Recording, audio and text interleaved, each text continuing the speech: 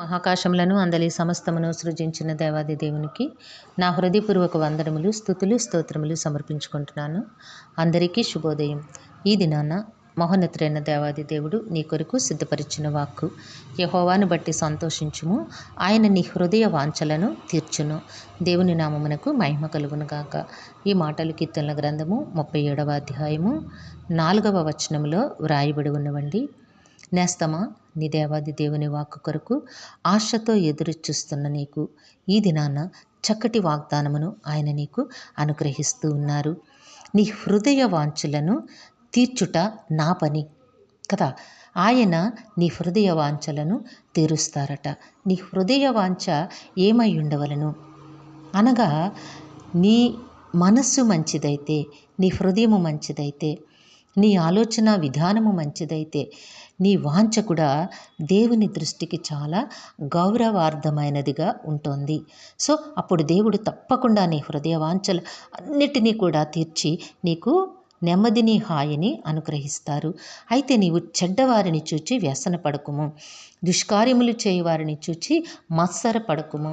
వారి గడ్డి వలనే త్వరగా ఎండిపోవుదురు, పచ్చని కూర వలనే వాడిపోవుదురు. యెహోవా యందు నమ్మిక ఉంచి మేలు చేయుము, దేశమందు నివసించి సత్యమును అనుసరించుము. ఇదట నువ్వు చేయాల్సిన పని. చెడ్డవారిని చూచి నిన్ను నువ్వు గొప్పగా ఊహించుకోకు నేస్తమా. చెడ్డవారిని వేలెత్తి చూపించే పని నీవెన్నడూ పెట్టుకోకూడదు. అదేగా చెప్తూ ఉన్నారు దేవాది దేవుడు. నీ కంటిలో ఉన్న దూలము తీసుకొని నీ సహోదరుని కంటిలో ఉన్న నలుసును తీయుటకు ప్రయత్నం చెయ్యి. సో ఇతరులను నీవెన్నడూ కూడా దుర్భాషలో మాట్లాడకూడదు. వారిని ఎన్నడూ కూడా నీవు తక్కువ వానిగా లేక వారిని పనికిరాని మనుషులుగా నీవు చూడకూడదు. వారిని చూచి వ్యసన పడకు, నేను గొప్పవానిని అని మత్సర పడకు. ఎందుకంటే అట్లా ఉన్నవారి బ్రతుకు గడ్డి పువ్వులానే ఎండిపోతోంది, పచ్చని కూర వలె వాడిపోతోంది. సో నువ్వు కూడా అట్టి స్థితిలో ఉంటే నీ బ్రతుకు కూడా అట్లానే మారిపోతోంది. కనుక నువ్వు అట్లా ఉండద్దు. యెహోవా యందు నమ్మిక ఉంచి మేలు చేయుము, దేశమందు నివసించి సత్యమును అనుసరించుము. నువ్వు చేయాల్సిన పని కనుక ఈ మార్గాన్ని నువ్వు అనుసరించి జీవించగలిగినట్లయితే నీ బ్రతుకు ఎంతో హాయిగా ఉంటుంది. అప్పుడు యెహోవాను బట్టి నువ్వు సంతోషించే స్థితి, నీ హృదయవాంఛలన్నిటినీ కూడా ఆయన నుంచి నీవు సఫలీకృతం చేసుకొనగలిగే ఆశీర్వాదము నీవు పొందుకుంటావు. దేవుడు తప్పకుండా నీ ప్రతి వాంఛను కూడా దేవుడు తీరుస్తారు. ఎందుకంటే నీ వాంఛలన్నీ కూడా దేవుని దృష్టికి చాలా ఆచరణ యోగ్యమైనవిగా, గౌరవార్థమైనవిగా ఉన్నవి గనుక దేవుడు నీ ప్రతి వాంఛను కూడా తీరుస్తారు. కనుక నేస్తమా, దేవుని వైపు ఆశతో ఎదురు చూడు. దేవుని మాట ప్రకారము నీవు మేలు మాత్రమే చెయ్యి, ఎదుటివానికి కీడు చేయొద్దు. సత్యమును అనుసరించి మాత్రమే జీవించు. దేవుడు నీ బ్రతుకులో ఉన్నతమైన మేళ్లను, ఆశీర్వాదములను నీకు అనుగ్రహిస్తారు. దేవుడు నిన్ను దీవించి ఆశీర్వదించునుగాక. ప్రార్థన చేసుకుందాము.